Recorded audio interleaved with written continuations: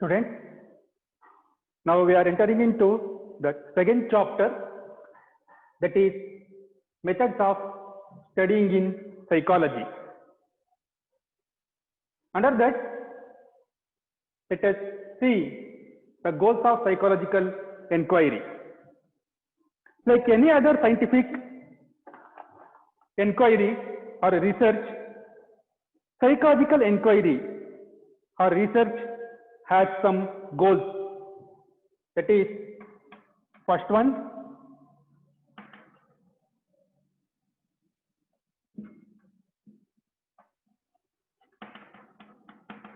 description. First one, description, then prediction,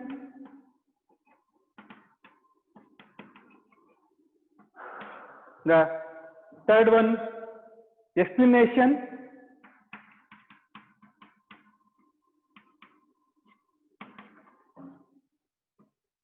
the fourth one is control, and the fifth one is application.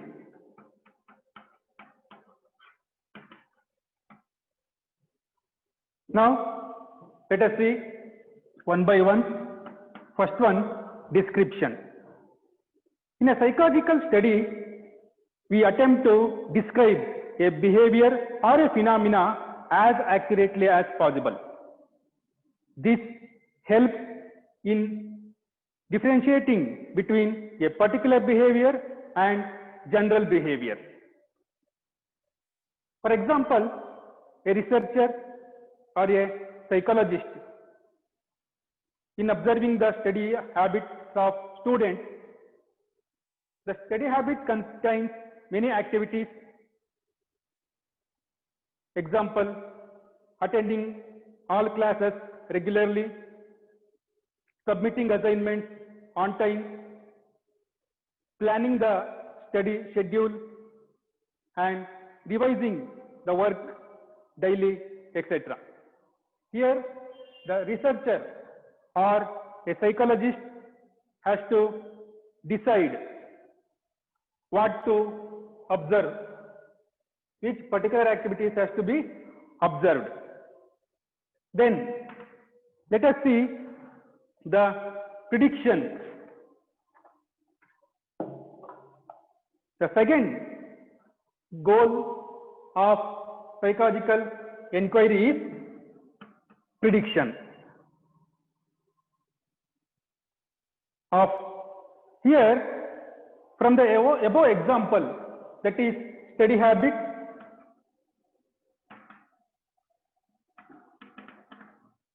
in the example of study habit, researcher on the basis of his study able to establish a relationship between the amount of study,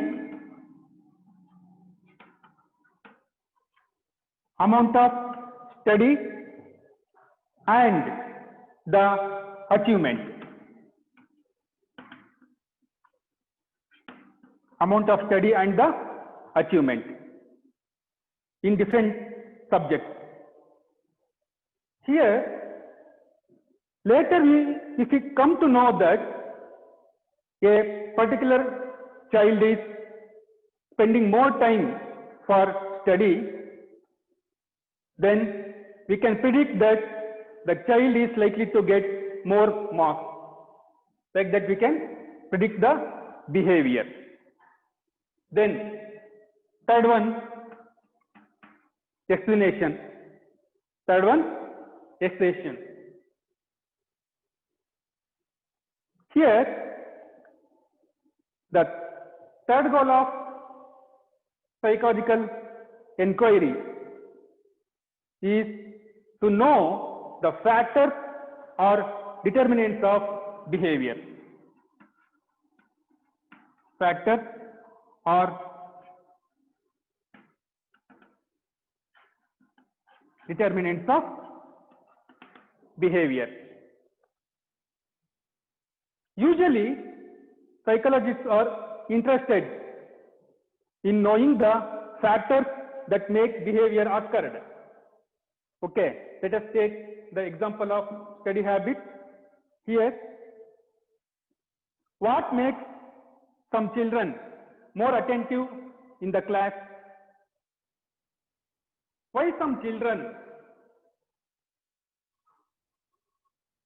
devote less time for study as compared to others? Here, psychologists or researchers try to find out the factors or determinants of particular behavior. Then, the fourth goal of psychological inquiry is controlling the behavior.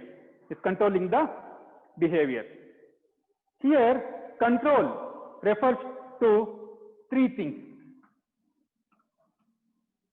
Control refers to three things. The first one, on the basis of example study habit, making a particular behavior occur. Then, second one, reduce the behavior, or third one, enhance the behavior. From the above example, we can say we can increase the amount of time of studying, or we can decrease the amount of time studying, or we can increase the study hour, or we can decrease the study hour. Next, let us see the application, the goal of application, that is the final goal. It is to bring out positive changes in the behavior. Example of study habit we can take, that is application of yoga,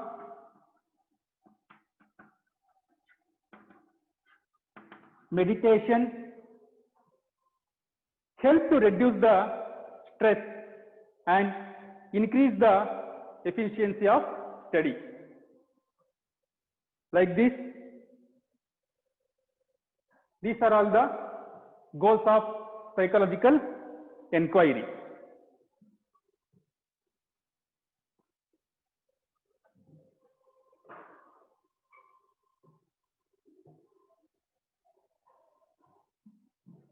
The scientific method attempts to study particular event or a phenomena in an objective manner.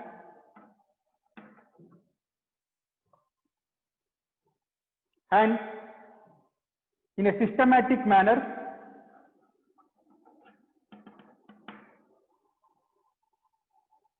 and it is in a testable manner.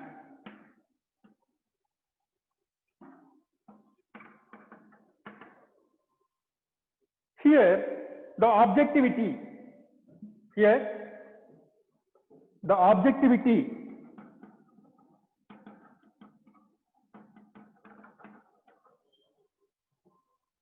refers to the fact if two or more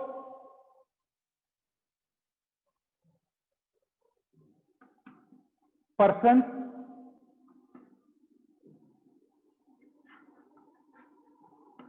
study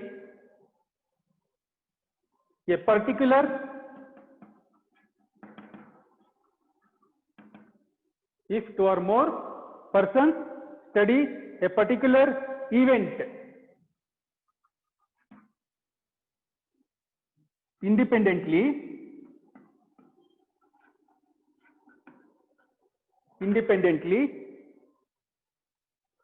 both of them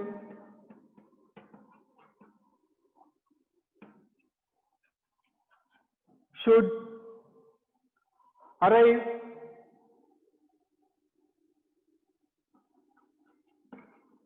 both of them should arrive at the same conclusion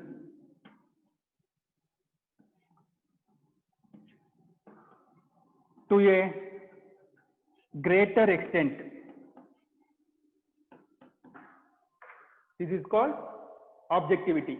If two or more persons study a particular event independently, both of them should arrive at the same conclusion to a greater extent. Scientific researchers followed systematic procedures. Usually scientific researchers follow systematic procedure or steps. Let us see the steps one by one. First one,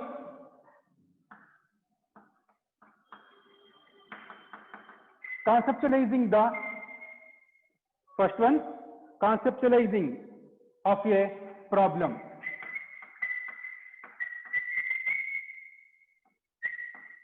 Conceptualizing of a problem. Second one, collecting data. Collection of data. And the third one is drawing conclusion.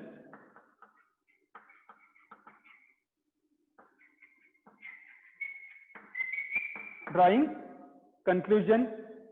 And the fourth one is revising. Revising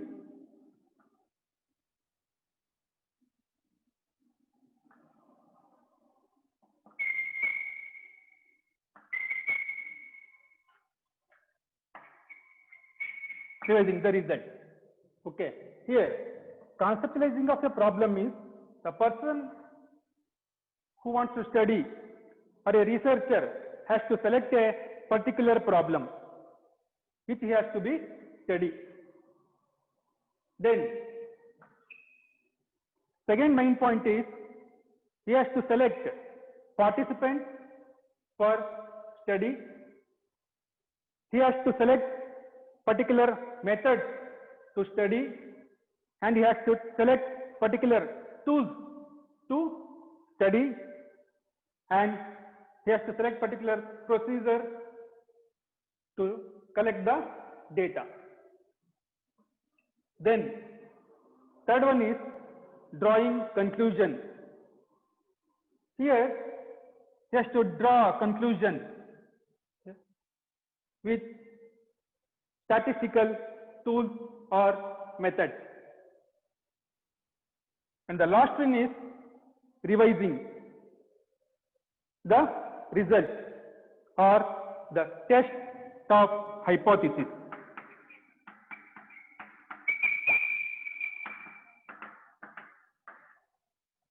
Hypothesis, it is a tentative answer before conducting study or experiment.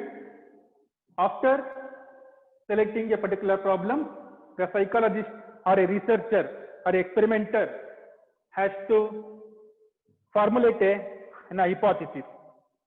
That means which is a temporary result or tentative answer. Then he has to collect the data using different methods, and he has to draw conclusion. Then he has to revise the result, and he has to compare the result with that of hypothesis. If it does not match, then he has to start from selecting the problem, collection of data, drawing conclusion, and he has to revise again.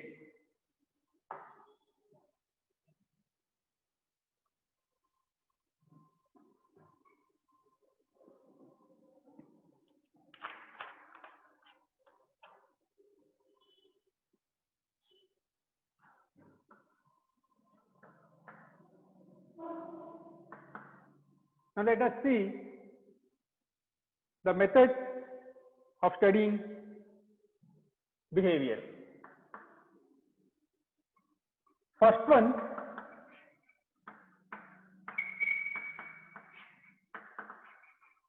introspection method. Introspection method. To understand how basic sensations combine to produce our perception of world, Wilhelm Wundt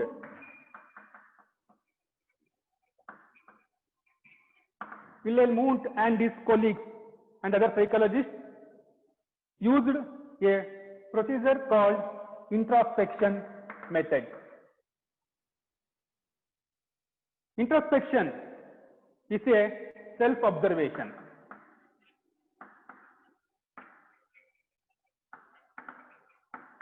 It is a self-observation or looking within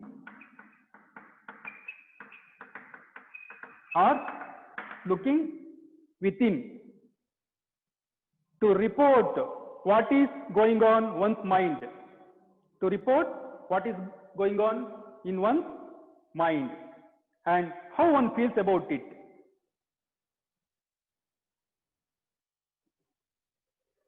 Example, if a person or if a people were presented with a bright colored object, they were asked to describe it in detail in their own words.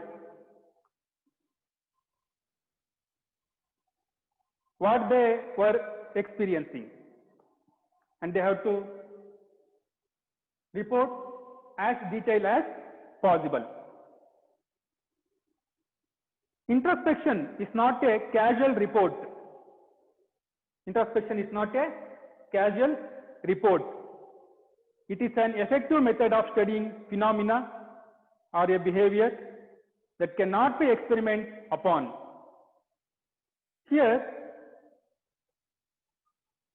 introspection is not a casual report, as I said, but it is a disciplined description of experiences. The main purpose here in introspection method is to find out what exactly happens to the mind.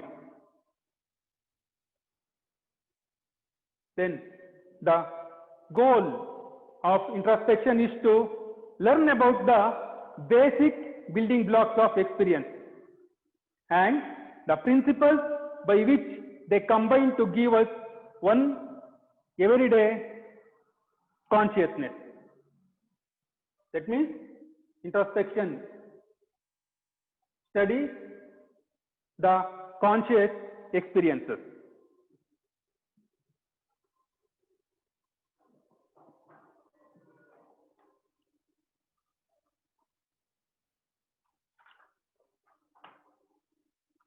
Now let us see the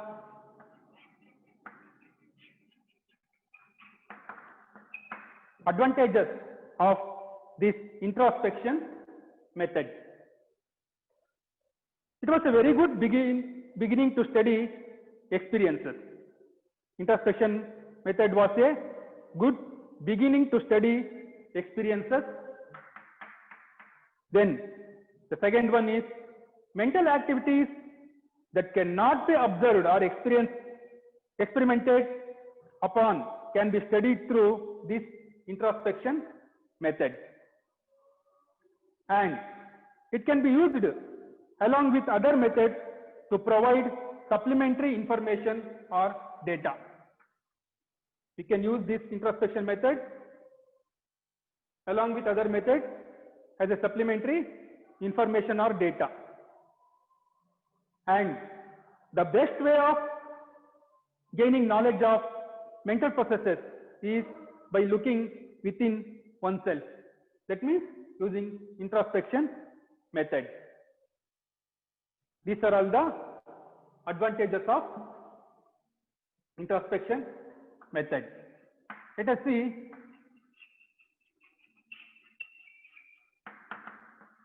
disadvantages of this introspection method. We know very well introspection deals with experiences, but experiences are not consistent. Fluctuation of our mind leads to question the authenticity of introspection. That means when our mind fluctuates, our experiences also changes. Then second one, the experience and observation is not possible at a time.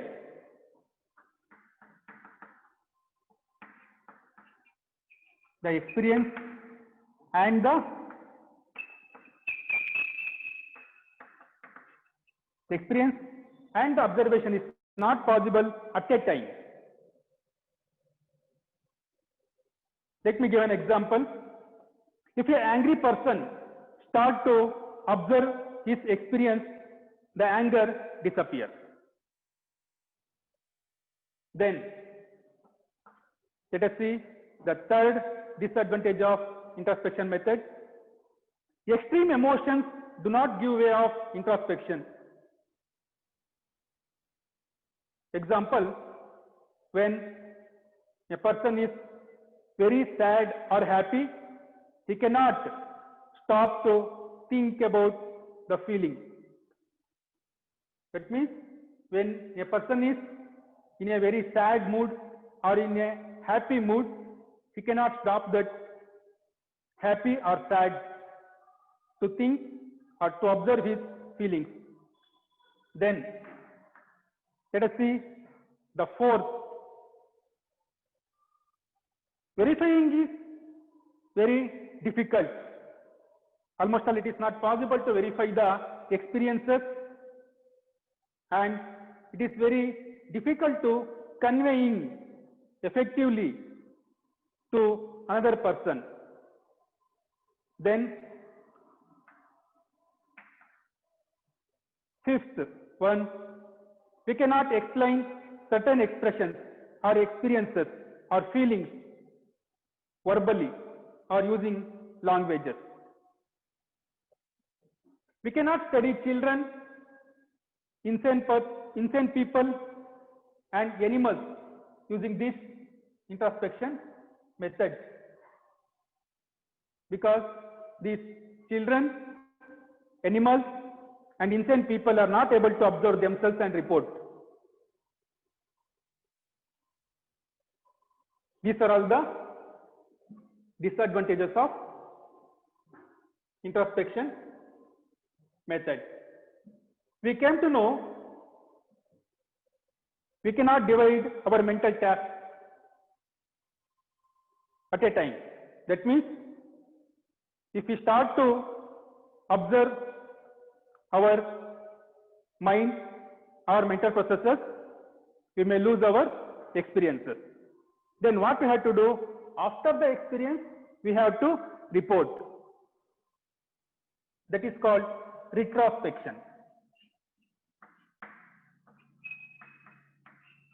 That is called retrospection.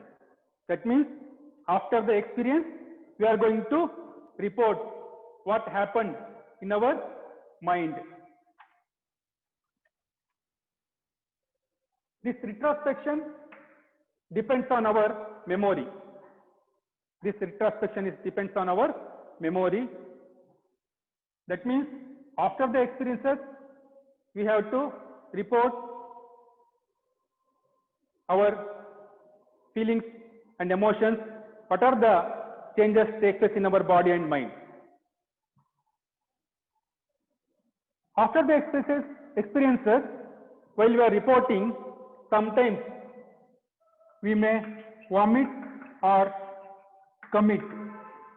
That means sometimes we may forget the things what happened to us at the time of experience, or sometimes we are going to add more things which does not occur at the time of experience. That is the demerits of this retrospection.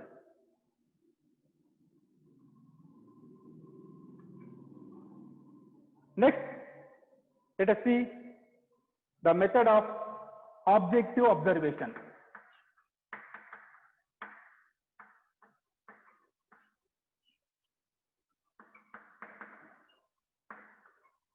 Objective observation. It is a powerful tool and effective method to describe the behavior. Second one, objective observation. To come out from the drawbacks of introspection method, psychologists started to use the objective observation method. In our daily life, usually we remain busy with our observing numerous things throughout the day. Many times we do not take notice of what we are seeing or what we have seen. We see, but we do not observe. There is a difference between seeing and observing. We see many times, but we may not observe many things. A scientific observation differs from day-to-day observation. A scientific observation differs from day-to-day observation. A scientific observation includes some steps. There are some steps in scientific observation. The first step is selection. The first step is selection. Usually psychologists do not observe all the behavior or all the activities. Rather than they select particular behavior or activity which has to be observed.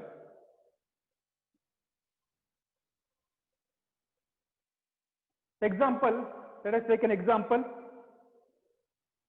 We want to know how first year PUC students spend their time in school.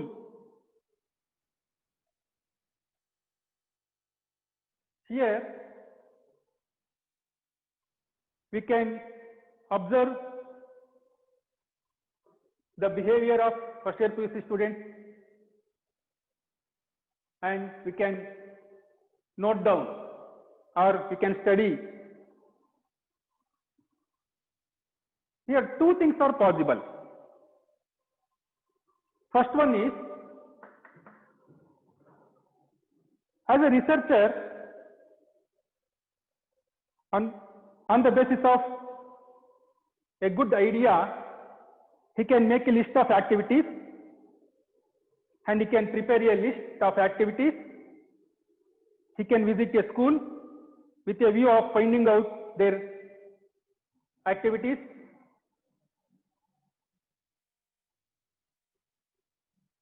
Or alternatively, we might think that we do not know what happened in the school or what happens in the school, and by observation we would like to discover the activities or behavior of students in a school. Second one,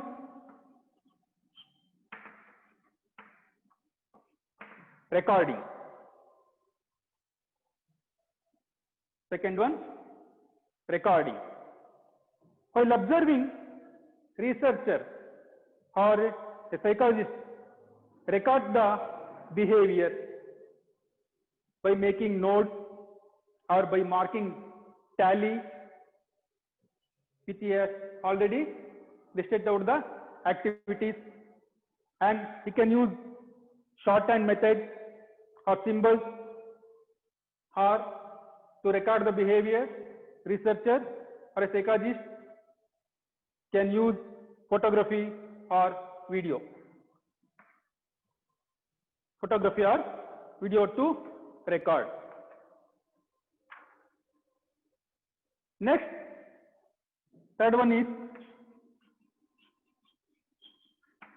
analysis of data. Third one is analysis of data. After the observation, psychologists or researchers analyze whatever he has researched or studied or recorded. Here, good observation is a skill. Good observation is a skill.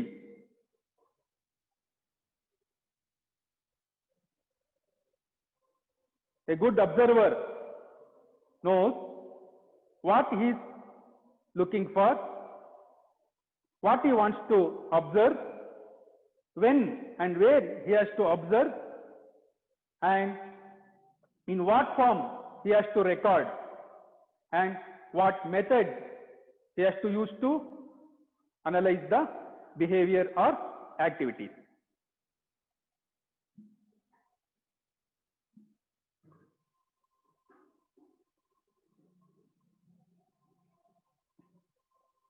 Now let us see the types of observation method.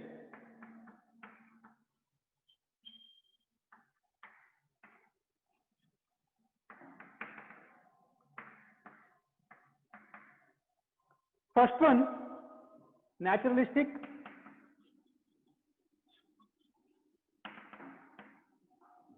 observation and controlled observation. Naturalistic observation and controlled observation. When observation are done in a natural or real life setting, it is called naturalistic observation. When observation is done in a natural setting or in a real life situation, it is called naturalistic observation. In this,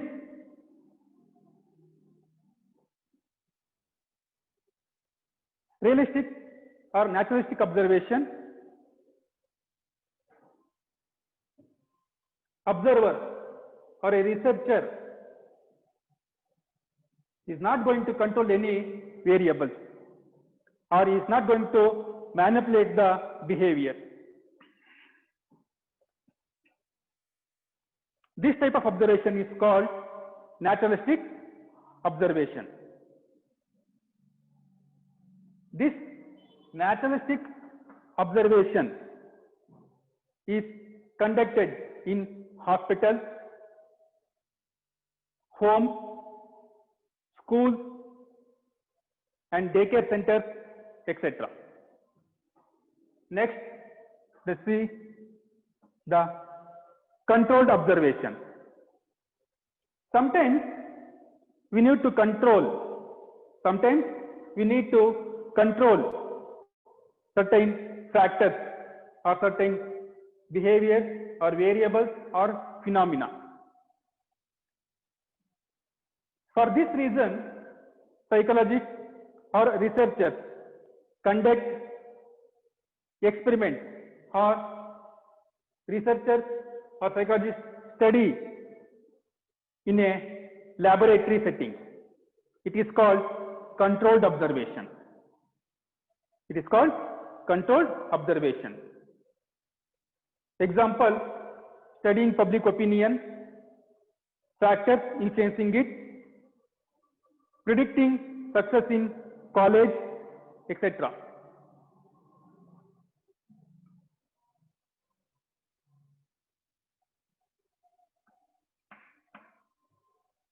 Another type of observation is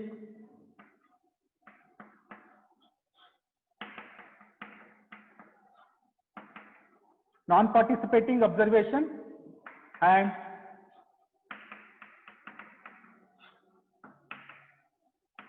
participating observation. Non-participating observation and participating observation. Here, observation can be done in two ways. First,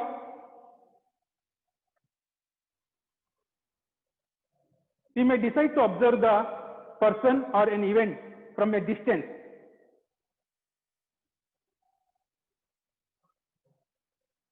The observer may become part of the group being observed. First one, non-participant observation. That means the researcher or a psychologist observes from a distance. In the second, the observer may be a part of the group being observed. That is called participation observation. In non-participating observation, let us see about non-participant observation. In non-participant observation, the person being observed may not be aware that he is being observed. Example,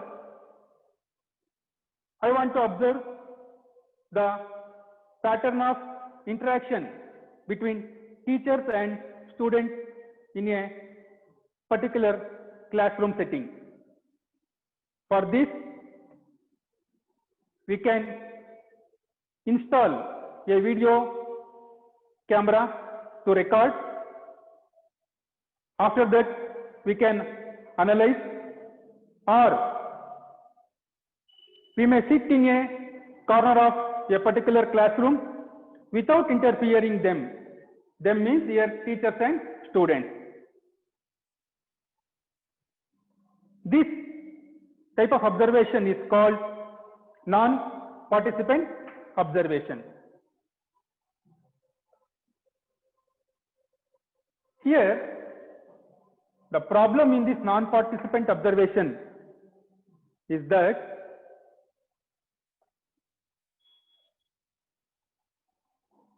someone is sitting in a corner and observing may bring changes in the teacher's behavior as well as students' behavior. If someone came to know that he is observing by somebody else, his behavior or activities may be changed. Then let us see the participant observation. Participant observation. Here, the observer becomes a part of the school or the group of people being observed. In this participant observation method, observer or a researcher takes some time to build a rapport or establish a rapport with group of people which he has to be observed. Now,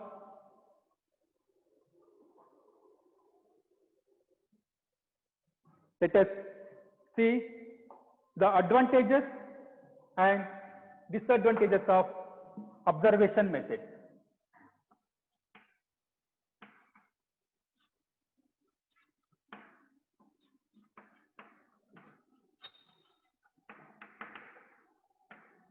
Advantages of observation method. Observation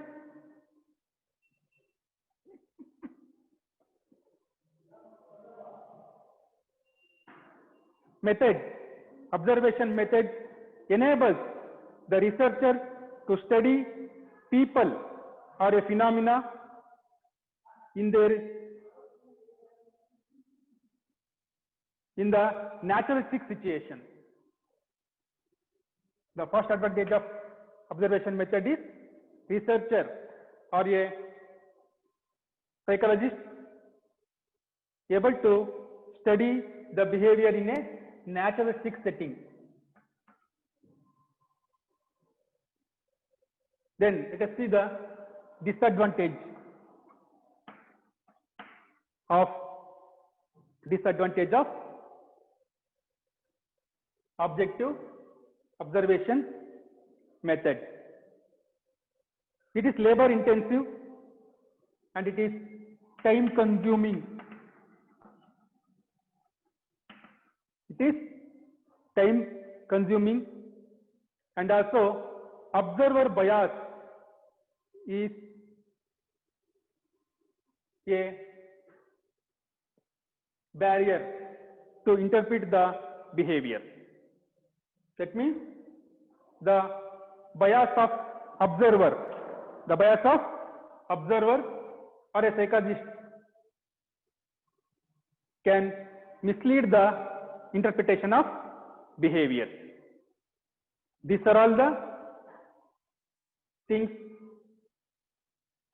about the objective observation method.